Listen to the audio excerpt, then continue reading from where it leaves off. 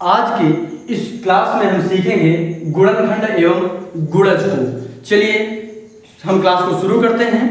अगर आप चैनल पर नए हैं तो सब्सक्राइब जरूर करिएगा। हम यहाँ पर लिखे हैं एक तरफ गुणनखंड और दूसरी तरफ गुणज। 12 के गुणनखंड और 12 के गुणज दोनों को हम सीखने वाले हैं ताकि कंफ्यूजन मन में नहीं रहना चाहिए। और जो प्रमुख विशेषताएं हैं मैंने यहाँ पर कुछ पॉइंट नोट किए हैं, इनको भी हम एक एक करके समझा देंगे। इस तरीके से पढ़िएगा कि वो माइंड में सेट हो जाए, रटने की याद करने की जरूरत नहीं पड़ेगी। एक बार जब कोई चीज आपको समझ में आ जाएगी उनको आसानी से कर सकते हैं, कोई भी दिक्कत आपको नहीं होगी। चलिए हम यहाँ पर शुरू करते हैं। सबसे पहले हम सीखते हैं गुणनखंड। गुणनखंड क्या है ना। एक चीज हम यहाँ पर स्पष्ट कर दें, हम यहाँ पर गुणनखंड की बात कर रहे हैं, अभाज्य गुणनखंड की बात नहीं कर रहे हैं। तो गुणनखंड की बात करेंगे, ठीक है। पहले अभाज्य गुणनखंड क्या होता है, जब एलसीएम और एचसीएफ को पढ़ेंगे तो वहां पे बात करेंगे इसकी। तो यहाँ पर हम सिर्फ गुणनखंड की बात कर रहे हैं। तो 12 के गुणनखंड अगर हम करेंगे तो क्या आएगा, 12 के गुणनखंड करेंगे किसी भी संख्या को। जैसे हम यहाँ पर 12 को ले लें तो 12 के गुणनखंड क्या होंगे, क्या क्या। तो जो संख्याएं 12 को पूरी तरीके से विभाजित कर दें वो सभी संख्याएं क्या होंगी, 12 के गुणनखंड होंगे। जिन संख्याओं से 12 पूरी तरीके से कट जाए, पूर्णतः विभाजित हो जाए, वो होता है 12 का गुणनखंड, ठीक है। चलिए यहाँ पर दिखा देते हैं। अगर हम 1 से काटेंगे 12 को तो 12 बार में कट जाएगा, 12 एक कम। 1 से काटेंगे 12 12 12। अब 2 से काटेंगे तो 6 बार में 2 छंड 12। तो ये दोनों क्या हो जाएंगे, गुणनखंड। उसके बाद 3 से इसको विभाजित करेंगे तो 3 चौके 12। तो ध्यान से देखिएगा। इसके अलावा कोई संख्या है, 6 से काटेंगे तो 2 बार में, 4 से काटेंगे 3 बार में, 12 से 1 बार में। इसके अलावा कोई इसके गुणनखंड होंगे, यानी इसके अलावा कोई ऐसी संख्या है जिससे 12 पूरी तरीके से कट सकता है, नहीं। क्या क्या हो जाएंगी, 1 2 3 4 6 12। 1 2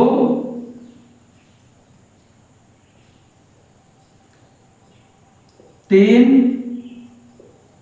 4 6 और 12। ये 12 के गुणनखंड होंगे। समझ में आ रहा ना। यानी अगर आपसे पूछा जाए 12 के गुणनखंड क्या है, तो वो संख्याएं जिनसे 12 पूरी तरीके से कट जाए, यानी इनको अगर हम इन संख्याओं से भाग करेंगे 12 को तो शेषफल कुछ नहीं बचेगा। समझ में आ रहा ना।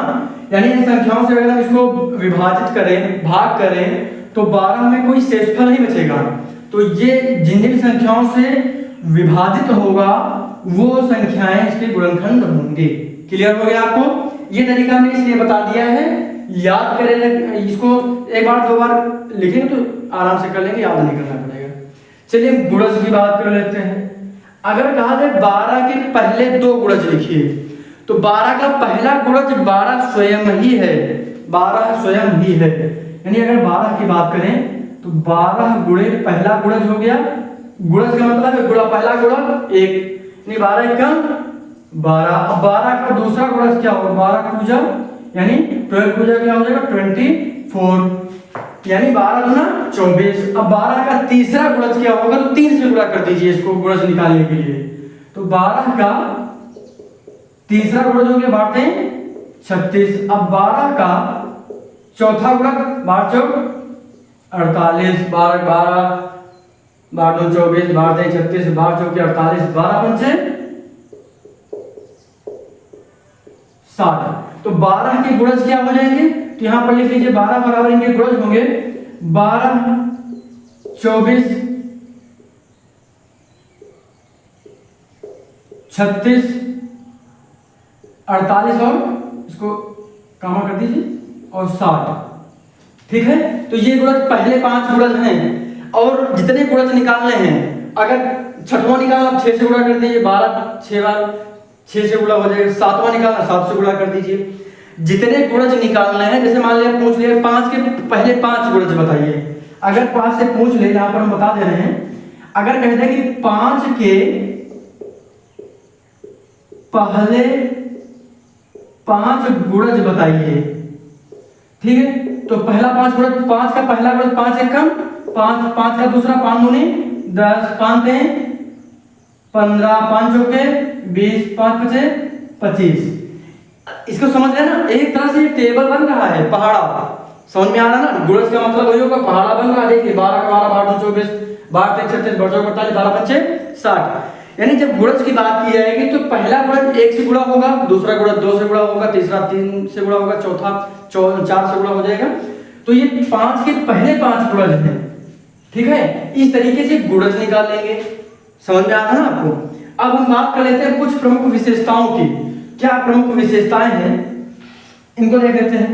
किसी संख्या में गुणनखंड सीमित लेकिन गुणज असीमित होते हैं।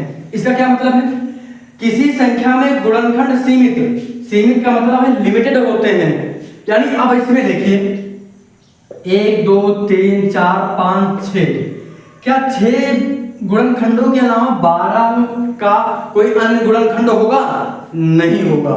ठीक है, बिल्कुल भी नहीं होगा। लेकिन अगर हम कहें 12 के 50 गुणज निकालिए, 12 के 50 गुणज निकालिए, तो निकाल लेंगे आप। 100 निकालना है, 12 को 100 से गुणा कर दीजिए। 150 निकालना है, 150 निकालना है, 150 से गुणा कर दीजिए। 200 निकालना, 200 से गुणा कर दीजिए। 200 से गुणा का मतलब है कि 1 2 मान लिया कर दिया गया 12 के पहले 150 गुणज बताइए। ठीक है, ये फिर आप पूछा नहीं जाएगा आपसे, क्योंकि गुणज असीमित होते हैं, ये आया है, तो इसलिए ये पॉइंट समझाने के लिए बता रहे हैं इसको। तो 12 के पहले 150 गुणज, तो पहले आप 12 से 1 का करेंगे। 12 गुणे 1 12 गुणे 2 12 गुणे 3 12 गुणे 4 12 गुणे 5 12 गुणे 6 12 गुणे करते करते 150 तक जाएंगे, 150 तक। तो जितने इधर टेबल टाइप में बनेगा वो होंगे क्या, गुणज। किसके? 12 के पहले 150 गुणज वो होंगे। समझ रहे हैं ना। तो ये गुणज जो होते हैं वो असीमित होते हैं, गुणनखंड लिमिटेड होते हैं, लेकिन गुणज जो होते हैं वो अनलिमिटेड होते हैं, असीमित होते हैं। गुणनखंड सीमित और गुणज असीमित। समझ में आ गया। अगला पॉइंट देखिए दूसरा, किसी भी संख्या का सबसे छोटा गुणनखंड 1। जैसे देखिए 12 में पहला सबसे आएगा 1। अगर हम यहाँ पर निकाल लें किसी भी संख्या का निकालें, जैसे 4 का निकाल के बता देते हैं आपको। 4 का निकालेंगे तो 1 से संख्या कटेगी, 2 से कटेगी और 4 से कटेगी। तो इनके अलावा कोई नहीं होगा, लेकिन इसमें भी 4 आया है ना, 4 ही तो आया है। इसके अलावा तो आएगा नहीं। 2 का करेंगे तो 2 दूना 4 होता, 2 फिर से 2 ही आएगा। तो किसी भी संख्या का सबसे छोटा जो गुणनखंड होगा वो 1 होगा हमेशा, तथा सबसे बड़ा गुणनखंड सही लिखा ना, हाँ ठीक है, गुणनखंड स्वयं वह संख्या होती है। सबसे बड़ा गुणनखंड वह स्वयं संख्या होती है। देखिए 4 के सबसे बड़ी क्या है, 4 ही तो आया गुणनखंड, और 12 का 12 है। किसी भी संख्या का निकालेंगे तो किसी भी संख्या का सबसे जो छोटा गुणनखंड होगा वो 1 होगा, लेकिन जो सबसे बड़ा गुणनखंड होगा वह स्वयं की संख्या होगी। समझ में आ गया।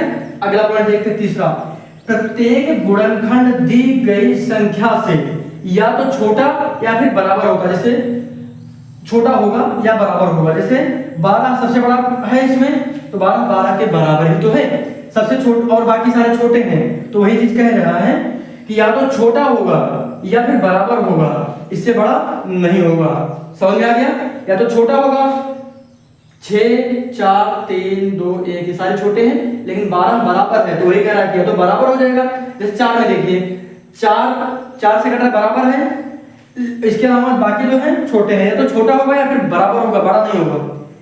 आगे, किसी संख्या का सबसे छोटा गुणज वह संख्या स्वयं होती है।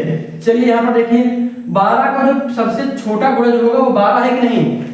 5 का निकालेंगे तो देखिए 5 है कि नहीं। इसीलिए हमने एक से ज्यादा उदाहरण ले लिए हैं ताकि कंफ्यूजन ना हो। ठीक है, तो आपको समझ में आ गया।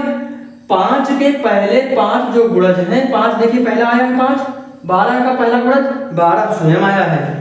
यानी किसी संख्या का सबसे छोटा गुणज स्वयं वह संख्या होती है, तो स्वयं 5 है ना, 5 का 5 आया, 12 का 12 आया। क्लियर हो गया। अब अगला देखिए लास्ट पॉइंट, किसी संख्या के गुणज या तो संख्या से बड़े होंगे या संख्या के बराबर। तो देखिए संख्या के बराबर पहला गुणज है, बाकी सारे बड़े हैं, बाकी जो सारी चीजें हैं बड़ी हैं नहीं, यानी बाकी के जो सारे पॉइंट हैं गुणज जो हैं वो बड़े हैं, सिर्फ एक ही है वो, या तो इसीलिए कहा गया है या तो संख्या से बड़े होंगे या फिर संख्या के बराबर होंगे, इसके छोटे नहीं होंगे। तो ये क्लास थी गुणज एवं गुणनखंड से संबंधित। उम्मीद करता हूँ ये चीजें जो मैंने आज आपको समझाई हैं आपको समझ में अच्छे से आ गई होंगी। इसमें कुछ करने की जरूरत नहीं है, सिर्फ एक दो बार इसको समझिएगा। अगर कोई दिक्कत होती है इस पूरी क्लास को एक बार जरूर देखिएगा, 100% आपको समझ में आ जाएगा। हम प्रयास यही कर रहे हैं, आपको चीजें रटने से ज्यादा समझने की जरूरत है। एक बार जब कोई चीज आपको समझ में आ जाएगी ना तो उसे आप भूलेंगे नहीं। हमारा प्रयास यही है कि वो चीजें आपके दिमाग में सेट हो जाएं, आपको रटने की जरूरत ना पड़े, क्योंकि परीक्षा में आपके पास समय कम रहेगा। तो इनका आप प्रैक्टिस करिएगा, अभ्यास करिएगा। एक इस तरीके के जो सवाल हो आपके पास उनको लगाने का प्रयास करिएगा ताकि समय की बचत हो सके। जितनी ज्यादा आप प्रैक्टिस करेंगे आपकी जो इसको आप एक बार जो है इसका स्क्रीनशॉट ले लीजिए। और गुणनखंड एवं गुणज से संबंधित ये चीजें हो गई।